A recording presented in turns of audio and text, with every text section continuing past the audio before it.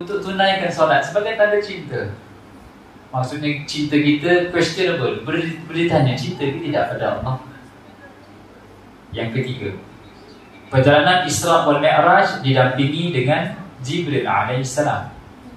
Itu menunjukkan bahawasanya untuk mendapat cinta daripada Allah perlu dampingi para alim ulama, perlu mengasihi orang alim, perlu duduk dengan orang alim agar pandu jalan. Encik buat macam ni, encik jangan buat macam ni, encik buat macam ni. Kena ada macam tu. Kena bersuhbah dengan para alim ulama, dampingi dengan orang-orang baik, guru-guru, tutup guru yang kita kena sanjungi dan kita kena dekat dengan dia.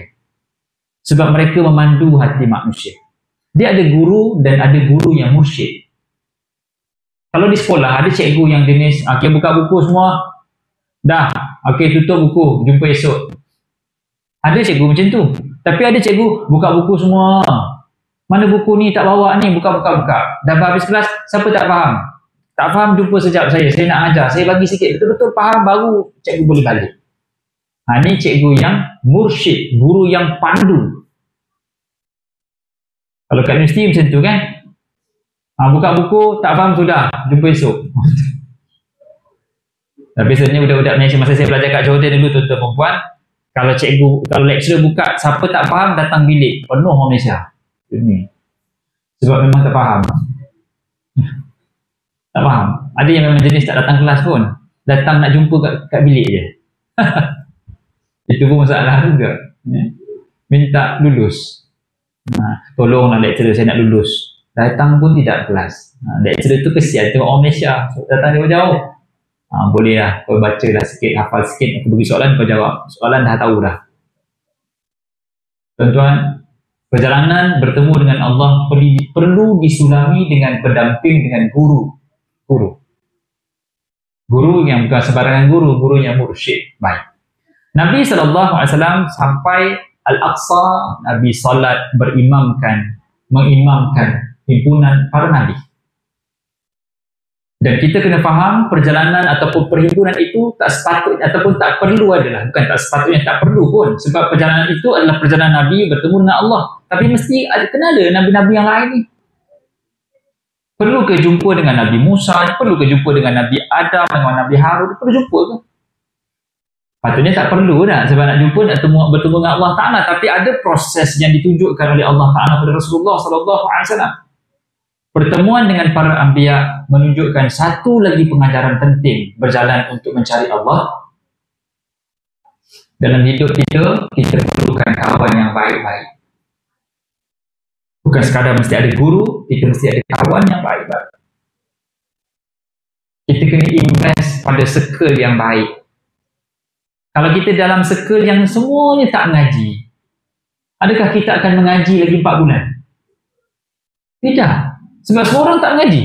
Kita tak nampak pun kenapa mesti mengaji. Sebab semua orang, I'm good, tak perlu ngaji. Kita kena ada kawan yang mengaji. Macam anak-anak kita ni. Kita nak dia hafal Quran. Kita hantar sekolah yang hafal Quran. Kalau kita suruh anak hafal Quran, tapi pergi sekolah, kawan dia semua main lato-lato, dia tak mengaji. Ngaji sekarang. Okey ya, balik rumah, kau ngaji tak? Tak. Kenapa? Kawan semua main lato-lato. Ayah ni apalah suruh mengaji? Pelik lah saya. Dah ayah dia pelik pula. Sebab kawan dia yang pelik, dia kata ayah dia pelik. Jadi kena ada kawan. Kita sanggup hantar anak pergi MRSM. Berkilo-kilometer jalan. Sebab apa pergi hantar MRSM? Kenapa hantar SBPI? Kenapa pergi hantar sekolah asrama? Sebab kita tahu bila diduduk dengan kawan yang baik-baik, itu tarbiyah yang paling padu sekali. Kita nak invest pada kawan anak-anak kita. Kita nak didik anak kita didik kawan dia lah. Kan? Sebab tu jiran kena cakna siapa yang anak kita kawan. Anak kita memang baik ataupun anak kita memang pening, jadi kita kena tengok siapa kawan yang memening dengan dia. Kena tengok siapa kawan kau. Samalah kita pun tuan-tuan perempuan. Kalau kita nak pada circle of people yang baik, circle of influence, kawan-kawan yang baik. Kalau kawan-kawan semua study sampai PhD, kita pun rasa, aku kena ada PhD juga ke baru sambung belajar. Macam ibu-ibu kat belakang, kalau kita nak diet sebagai contoh, kita pilih kawan yang kuat makan ke atau kurang makan? Ni nak diet ni, Baru nak diet, alah akak makanlah, rasalah kuih almond London saya ni. Dah almond London ni bila aku nak diet, alah esok je lah. Esok diet jumpa kawan lain, alah cuba akak rasa tak nenas saya, tak nenas pun lah. Bila akak nak diet ni? Alah akak, dia macam ni lah, kalau mati ni dia tak kira kurus tu gemuk, mati juga. Jawapan dia, tak payah kurus pasal memang nak hidup. Nak mati ni bukan urusan manusia. Sebab kawan, nak mencari Allah perlu letakkan diri kita pada kawan yang baik. Kata Nabi SAW, Al-mar'u ala dini akhi falyanzur man yukhalil. Manusia itu akan dibangkitkan di padang mahsyar ikut iman kawan dia. Maka berhati-hati siapa yang kamu buat kawan. Kalau kawan baik, kita kena tempias baik. Kalau kawan maksiat, kita tempias maksiat. Kawan kita tikam nombor ekor, kita tak tikam nombor ekor. Tapi sebab dia pergi surau, ceramah Isra Mi'raj, dia suruh kita pegang beg duit dia nak pergi tandas sekejap. Kita pun pegang beg duit, masuk sini. Elok tengah rukuk, jatuh nombor ekor. Orang tak ingat yang tadi. Orang ingat, haji tikam nombor ekor sudah. Bukan kita punya. Tapi tengah sembahyang, mana boleh ambil? Tak apalah, demi menyelamatkan maruah aku ni, kamu sujud, aku ambil lah. Elok sujud, angin pun tiup. Nombor ekor dia poket kita. Bukan kita punya, tapi nombor poket kita. Pergi depan Bilal. Bilal tengok 3455. Bilal pun cek poket dia. Maksud baik, aku punya ada. Bilal pun tikam juga. Bukan Bilal madrasah lah, bukan Bilal lain ke. Kawan, kalau kita buat, kalau kita baik pun, kalau kawan kita jenis orang yang tak baik, kita kena tempias. Kalau dia sabit jenayah, kita pun masuk dalam, datang ke balai, ambil statement. Aduh, engkau buat hal server, aku pula yang kena ambil statement. Biasalah, mesti kena. Kalau kita duduk dengan dia baru buat jenayah, kita duduk dengan dia. Lepas tu confirm kena masuk balai, ambil statement. Jadi kawan penting untuk berjalan mencari Allah. Baik, tuan-tuan muslimin muslimat yang dirahmati Allah. Dalam perjalanan itu Nabi Muhammad SAW bertemu dengan Nabi Musa. Dan Nabi Musa adalah karakter seorang sahabat yang Nabi sangat nak jumpa. Dan bila Nabi SAW turun daripada bertemu dengan Allah Ta'ala, Nabi Musa bagi nasihat, wahai Muhammad, kamu tak boleh macam ni. Wahai Muhammad, kau kena buat macam ni. Wahai Muhammad, macam inilah. Menunjukkan satu lagi hikmah terpenting untuk mencari jalan bertemu dengan Allah. Orang yang nak berjalan mencari Allah mesti sedia menerima nasihat dan berubah ikut nasihat. Nabi Muhammad SAW tak perlu terima nasihat Nabi Musa. Tak perlu. Sebab dia Nabi Ulul Azmi. Nabi terhebat. Tetapi betapa hebatnya Nabi Muhammad SAW boleh dengar nasihat daripada seorang yang berpengalaman. Dan akhirnya Nabi berubah ikut nasihat Nabi Musa. Wahai Musa, baiklah aku jumpa Allah Ta'ala. Patah balik, turun balik, patah balik. Orang yang nak cari Allah Ta'ala kena sedia menerima teguran. Berubah. Saya dah ada blueprint saya tak kisah apa awak nasihat. Awak cakap je, masuk tengah kanan, keluar tengah kiri. Saya tak akan berubah. Ini cara saya. Tuan-tuan, handphone Nokia, siapa pernah pakai Nokia yang 3310 yang tebal tu? Yang kalau baling anjing mati, handphone tu hidup lagi. Dia panggil handphone baling anjing tu. Tebal Nokia, zaman tahun 2000, awal-awal 2000 tu handphone Nokia. Dia ada Nokia 3310, dia ada Nokia Butterfly, dia ada Nokia daun, Nokia sabun, Nokia yang macam tu. Budak-budak muda mana rasa handphone Nokia macam tu? Masa tu Nokia dari handphone yang paling tinggi lah. Tapi sekarang orang tak pakai Nokia lah. Apa kata CEO Nokia? Dia kata, we have done nothing wrong. Kami tak salah pun. Tapi kita gagal. Sebab apa? Sebab dia tak buat R&D dan dia tak berubah ikut nasihat orang ataupun ikut market dia masa tu. Demand lain. Tapi dia tak nak invest pada situ. Dia mesti maintain pada zon selesa dia. Dia tak nak berubah. Aku dah selesa dah macam ni. Maka dia akan terjadi tak relevan dan betul. Dan sama juga dengan Shopee. Shopee, dia punya CEO pernah dinobatkan sebagai lelaki paling kaya dekat Singapura. Tapi dalam tempoh beberapa tahun, dia turun. Shopee turun. Market dia semua jual. Dia tutup semua cawangan dia kat Brazil, Amerika Latin, semua dia tutup. Sebab dia tak boleh nak bawa lah. Sebab dia lambat belajar daripada TikTok. TikTok naik. Macam tu. Dia turun, TikTok naik. Tapi bagus dia sebab dia start jual. Dia jual dia punya pegangan saham tu semua, dia lepas. Dia survive lah. Cepatlah dia belajar tu. Walaupun dia dah agak lambat, tapi dia berjaya tahan wave kejatuhan dia. Dengan dia pecat je orang. Dia tak kisah pun orang bagi bad reputation pada company dia. Pecat dia. Sebab dia perlu survive. Kita nak cari Allah Ta'ala, kita perlu bersedia buang ego, learn to unlearn and relearn back. Orang nak berjaya dalam hidup ni, adik-adik sekalian, kena buang ego kita, bersedia untuk belajar, jadi orang yang hebat. Kita kalau nak niaga dobi sebagai contoh, kita tak perlu set up bisnes dobi dan kita langgar semua pantang larang bisnes dobi, melainkan kita hanya perlu duduk dengan orang yang dah niaga dobi 10 tahun. Bang, tolong cerita kat saya macam mana nak niaga dobi. Dia macam ni Ustaz. Ustaz buat macam ni. Jangan buat macam ni, jangan. 10 tahun punya pengalaman itu, kita boleh shorten the path untuk dapat modul perniagaan yang terbaik untuk niaga dobi. Last sekali kita tanya dia, bang, betul tak saya nak niaga dobi Ustaz? Sebelum Ustaz nak niaga dobi macam ni lah. Saya lah kalau diberikan peluang untuk patah balik 10 tahun, adakah saya akan berniaga dobi? Saya jawab, takkan. Saya takkan berniaga dobi Ustaz. Kita tengah semangat nak berniaga ni, dia kata jangan. Tak perlu berniaga dobi. Sebab ada perniagaan yang lebih menguntungkan daripada dobi. Nampak? Terus kita akan jadi semangat untuk start bisnes lain pula. Asal dia kata jangan berniaga dobi sebab orang lama. Penting dalam hidup ni tuan-tuan, kita sedia untuk berubah ke arah kebaikan, belajar daripada orang yang dah berjaya dan belajar daripada kesilapan orang lain. Nabi Musa kata apa? Umat aku tak boleh. Umat kau lagi tak boleh. Minta kurang solat. Ya? Baik. Dan subhanallah, tuan-tuan dan puan, dalam peristiwa Isra wal Mi'raj, sikit lagi nak habis. Nabi SAW digambarkan dalam peristiwa itu, Nabi naik turun. Dan kita kena faham tuan-tuan, naiknya Nabi Muhammad SAW bertemu dengan Allah bukan naik fizikal. Bukan physical movement, naik. Dan naik itu tidak berarti tinggi manusia, tinggi fizikal, bukan. Kalau kita define tinggi as atas dan bawah dan atas, bila bawah ada atas, maka itu tak apply pada sesuatu yang di luar alam cakrawala kita. Kalau kita berada di alam semesta luar bumi, kita tak boleh define atas as atas. Sebab dia tak ada bawah. Contohlah, kalau kita di London, kita tunjuk langit di London sana.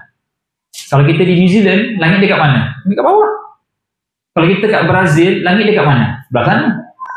Kalau dekat Jepun, langit dekat mana? Lagi sana. Kalau langit itu kita define atas, jadi atas tu mencakupi bumi yang bulan. Semua atas. Jadi bila peristiwa Isra wal Mi'raj bukan naik fizikal, bukan menunjuk pada tempat yang tinggi fizikal, tidak. Tapi tinggi maknawi. Tinggi makna, tinggi nilai. Nilai yang tinggi. Nabi pergi ke tempat yang tinggi value, tinggi nilai, maka bertemu dengan Nabi Musa untuk minta pengurangan solat.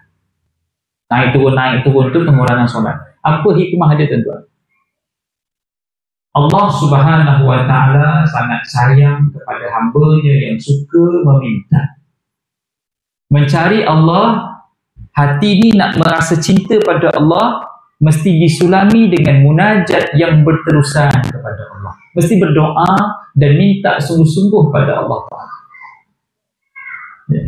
Allah Ta'ala, apa dia panggil isyarat yang Allah letakkan dalam hidup kita untuk kita bercakap dengan dia? Yang mana Allah nak kita bercakap dengan dia? Apa momen tu? Kalau bos panggil, datang bilik saya kejap, kita tahulah bos panggil, itu isyarat dia. Dan bila masa Allah Ta'ala panggil kita bercakap dengan dia? Solat itu adalah masa untuk kita bercakap dengan dia yang telah pun pre-schedule. Dah siap dah dalam jadual. Tapi ada lagi momen yang Allah Ta'ala nak kita bercakap dengan dia, masa bila? Ketika kita ditimpa ujian. Bila Allah datangkan sakit, itu momen kita kena bercakap dengan Allah Ta'ala. Bila kita ditimpa miskin, itu saat Allah Ta'ala suruh kita bercakap dengan dia. Bila kita ditimpa kecewa, sakit, sedih, pilu, perit, kecewa yang menyebabkan kita rasa tak ada siapa nak mengadu, masa tu Allah suruh cakap dengan aku. Itu dia. Dan Allah suka orang yang bercakap dengan dia. Kalau manusia, kita tak suka orang selalu cakap dengan kita. Orang minta macam-macam, tetapi Allah Ta'ala tidak. Allah suka hambanya yang cakap. Tapi sayang kita tak bercakap dengan Allah. Kita bercakap dengan makhluk, yang makhluk tak suka kita bercakap dengan dia. Ya? Orang yang nak mencari Allah, tuan-tuan, dia mesti biasa bercakap dengan Allah. Ya Allah, ya Tuhanku, aku banyak masalah. Cakap. Tapi sayang bila kita berdoa, kita tak faham apa kita cakap. Itu musibah. Doa tak faham. Apa arti berdoa tapi kalau tak faham? Tak ada artinya. Dan yang terakhir, tuan-tuan, perjalanan Isra wal Mi'raj dah dia ni. Perjalanan Isra wal Mi'raj yang terakhir, di akhir perjalanan itu Allah bagi tanda cinta namanya solat. Jadi solat ini adalah sebagai kesimpulan perjalanan bertemu kekasih itu. Allah Ta'ala bagi solat, dan solat itu artinya berdoa. Bila kita meminta, asbab ataupun syarat meminta mesti faham. Ya. Orang yang solat tak sama pahala, bergantung pada nilai yang diletak dalam solat. Sebagaimana dua orang yang pergi pejabat, gaji tak sama, sama jugalah dua orang yang solat, pahala tak sama. Dua orang mengaji, pahala tak sama, bergantung pada nilai dia ketika solat. Baik, kata Imam Abu Laith As-Samarkand dalam kitabnya Tadbihul Ghafilin, ada 5 nilai solat yang perlu kita zahirkan dalam sembahyang untuk tinggikan nilai solat itu walaupun 2 rakaat yang kita buat. Yang pertama, mesti faham. Allahu Akbar, faham setiap perkataan yang kita baca. Itu nilainya tinggi berbanding orang yang tak faham. Kita pergi umrah, sembahyang belakang imam Mekah, menangis. Dia tanya, haji faham ke tu? Tak faham ustaz, tapi kenapa nangis? Entahlah, nangis. Nangis kenapa? Entah. Teringat zaman kecil-kecil, macam inilah bunyinya, macam inilah. Itu bukan faham, itu bukan khusyuk, itu asyik. Sedapnya. Beza kan yang khusyuk dengan orang yang asyik. Asyik, pahalanya tak ada apa-apa. Asyik dia. Pertama, faham. Kedua, mesti ada rasa takut. Allahu Akbar, rasa takut pada Allah, nilai solat naik. Dengan orang yang Allahu Akbar, lepas ni aku nak tekan nombor ekor, boom, jatuh. Tak takut pada Allah, nak pergi nikam, nak pergi judi pula.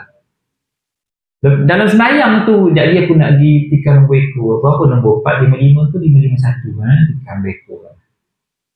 2. Yang ketiga, mesti ada rasa malu, al-haya. Allahu Akbar, rasa malu pada Allah Ta'ala dalam sembahyang itu, 5 minit itu, maka menyebabkan solat kita naik. Kalau dalam solat yang 5 minit pun tak boleh takut pada Allah, tak boleh malu pada Allah, apa jaminan untuk takut dan pada Allah di luar sembahyang? Tak ada jaminan. 5 minit dia cerita pun tak boleh nak fokus rasa malu dan takut pada Allah. Yang keempat, mesti ada rasa harap pada Allah. Kita letakkan kita punya tender pada seseorang, kita follow up, cik macam mana saya ni, kita berharap agar dia terima kita punya tender. Kita tolong telefon dia, kita bagi dia, kita macam-macam lah nak buat pasal nak pastikan tender kita tu dia tengok. Dengan Allah Subhanahu Wa Ta'ala lebih pengharapan di saat kita akan takbir Allahu Akbar. Dan yang terakhir, kata Imam Abu Laith, untuk pastikan solat kita ada nilai yang tinggi sebagai tanda orang bercinta di saat solat adalah dengan melahirkan rasa ta'zim pada Allah. Ta'zim. Ta'zim itu rasa bangga, rasa besarnya Allah Ta'ala dan kita part of the kerajaan yang besar. Dan Allah Ta'ala angkat manusia ini sebagai makhluk yang paling mulia di sebalik ciptaan yang agung yang ada. Ya? Allah ada matahari, Allah ada planet, Allah ada macam-macam yang lain, tapi Allah tak angkat yang lain. Allah angkat manusia. Ahsani taqwim, makhluk yang paling tinggi. Kita sepatutnya rasa istimewa di sisi Allah Ta'ala, kerana Allah Ta'ala tak perlukan kita, tetapi Allah bagi masa untuk dengar rintihan kita. Cakap. Kita kalau kat pejabat, bos panggil, datang masuk bilik jap. Kita office boy je, masuk bilik jap. Bos yang lain menggelupur, apa dia sel jumpa. Kalau kita dipanggil jumpa CEO, yang kita tak perlu pun jumpa, tapi bos panggil, datang, aku nak jumpa budak. Kenapa bos saya salah ke? Akak, saya nak tegur satu je. Kenapa bos? Akak salah ke?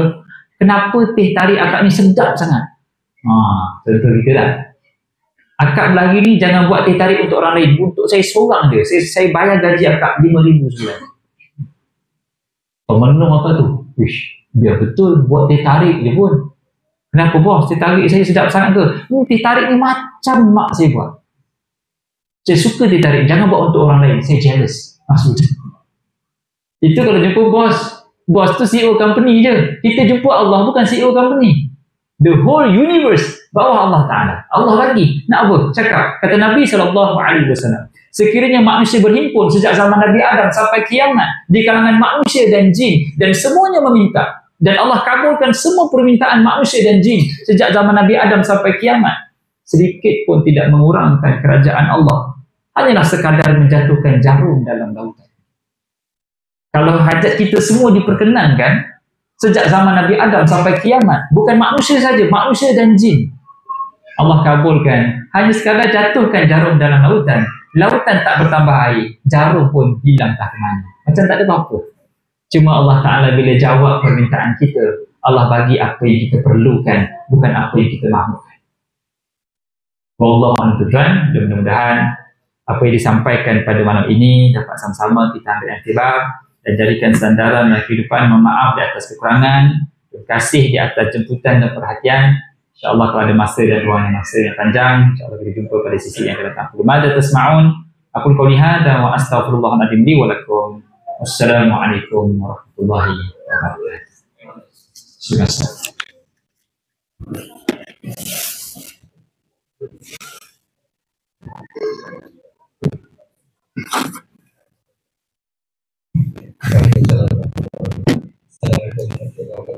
Terima kasih Ustaz di atas poster yang banyak dari kita yang ambil demi kita meningkatkan level tahap kita dalam usul keagamaan. Banyak yang terjadi. Sebelum itu saya nak barukan satu imam kita meninggalkan kita sebab lepas kita kematian kita tak berbahasan kita kebiasaan sama-sama tak apa. Semoga kita pada balik. Semoga kita menjaga usaha. Terima kasih. Terima kasih.